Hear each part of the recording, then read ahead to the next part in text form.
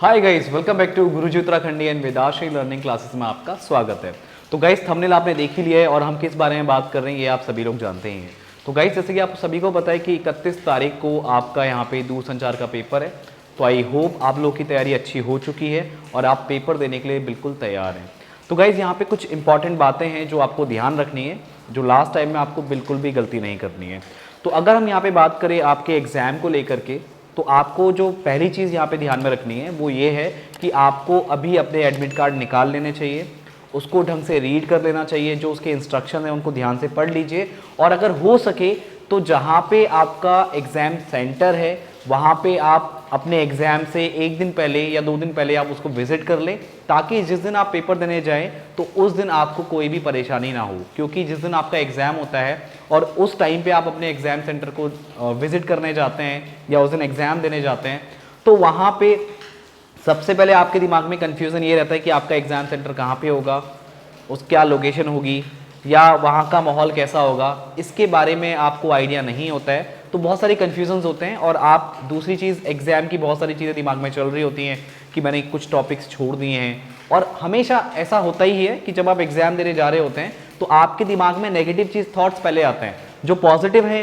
Positive thoughts या positive चीज़ें जो आप कर चुके हैं या जितनी चीज़ें आप यहाँ पे रिवाइज कर चुके हैं वो चीज़ आपके दिमाग में नहीं आएंगी, पर जितने भी नेगेटिव थॉट्स हैं वो दिमाग में आएंगे कि नहीं, मैंने ये वाला टॉपिक छोड़ दिया, अरे यार ये तो बहुत इंपॉर्टेंट टॉपिक है, यही पेपर में आएगा। और वो आपको ऐसा फील करवाता है कि नहीं, जो आपने छोड़ा है वही एग्जाम में आने वाला है, जो आपने पढ़ा है वो एग्जाम में नहीं आता है।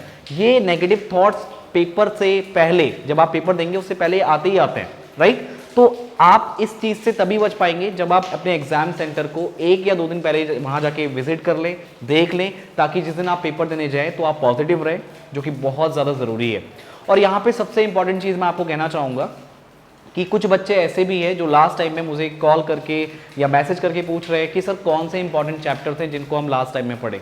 तो देखिए, ये एक फालतू का क्वेश्चन है, हालांकि मेरी बात का बुरा मत मानेगा आप लोग, क्योंकि आपने जितना पढ़ा हुआ है उतना आपका अगर रिवीजन हो जाता है तो उससे बेटर चीज़ कोई भी नहीं है। और मैं तो ये कहना चाहूँगा कि जो टॉपिक आपने अभी तक नहीं देखे हैं तो प्लीज़ उनको स्किप कर दीजिए। सबसे पहला काम आपको क्या करना है, जो भी आपने पढ़ा है उसको रिवाइज कर लीजिए और उसके बाद आपके पास टाइम बचता है तो एमसीक्यूज पे ध्यान दीजिए, क्योंकि अब आपके पास इतना टाइम नहीं है कि आप डीप कॉन्सेप्ट यहाँ पे पढ़ पाएं।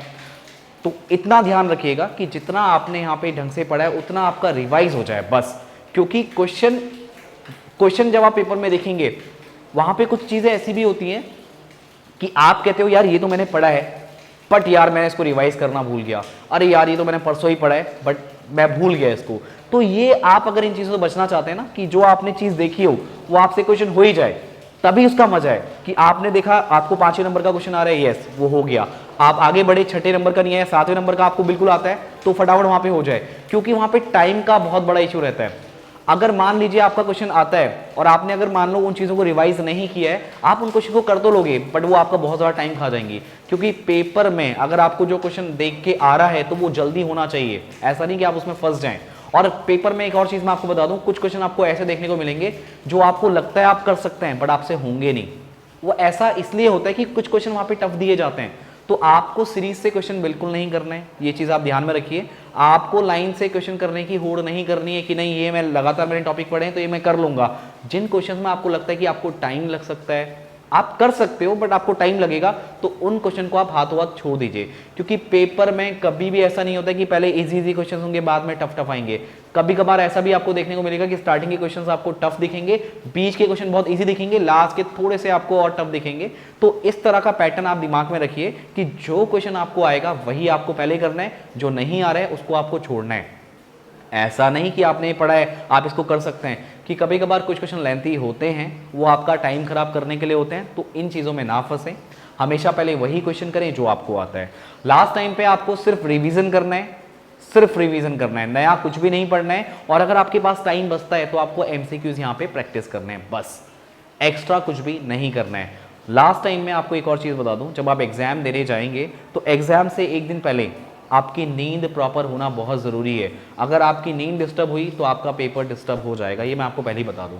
तो क्या आपको विशेष ध्यान देना है, जो मैंने आपको पॉइंट्स यहाँ पे नोट कराए, आपको क्या करना है, अपना एग्जाम सेंटर को पहले जाके विजिट करना है, और एग्जाम सेंटर से पहले आपको क्या निकालना है, अपना एडमिट कार्ड निकालना है। तो एडमिट कार्ड सबसे इंपॉर्टेंट है, पहले आप उसको एडमिट कार्ड को निकाल लीजिए, उसके इंस्ट्रक्शन सारे पढ़ लीजिए, क्या क्या चीज़ें वहाँ पे हैं या क्या क्या आपको सेफ्टी रखनी है, वो सारे आपको कहाँ मिल जाएंगे पॉइंट्स, आपके एडमिट कार्ड में मिल जाएंगे। जो इंस्ट्रक्शन होते हैं उसको ध्यान से पढ़ना है, फिर एग्जाम सेंटर को विजिट करना है।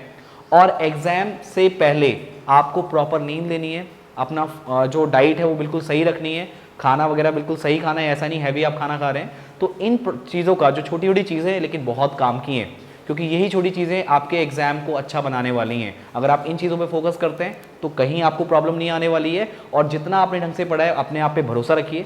अब दिमाग में नेगेटिव थॉट्स को लाने से बचें, क्योंकि वही चीज़ मैं आपको फिर से रिपीट कर रहा हूँ कि हमेशा वही चीज़ दिमाग में आती है जो चीज़ आपने नहीं की है, और वही चीज़ आपको नेगेटिविटी फैलाती है। उसी नेगेटिविटी से आपको बचना है। आपको ये लेके चलना है कि जितना आपने पढ़ा है वहीं से आपका पेपर में पूछा जाएगा। इसी पॉजिटिव थॉट्स के साथ आपको एग्जाम देने जाना है। तो आई होप गाइज ये कुछ इंपॉर्टेंट चीज़ें आपको बहुत हेल्प करने वाली हैं, तो इन पे फोकस कीजिएगा। और अगर आपके और भी कुछ डाउट्स वगैरह हैं या जो चीज़ें दिमाग में चल रही हैं तो आप अपने क्वेश्चंस कमेंट बॉक्स में पूछ सकते हैं। अगर पॉसिबल होगा तो मैं इसके ऊपर एक और वीडियो बनाऊंगा, वरना आई होप आपको सारी चीज़ें यहाँ पे क्लियर है। बस पॉजिटिव थॉट्स के साथ आपको एग्जाम देने जाना है। तो फाइनली मैं आपको कहना चाहूँगा बेस्ट ऑफ लक गाइस, और आपका एग्जाम बहुत बहुत अच्छा हो। तो गाइस मैं मिलता हूँ आपसे नेक्स्ट वीडियो में। आज के इस वीडियो में इतना ही। Thank you.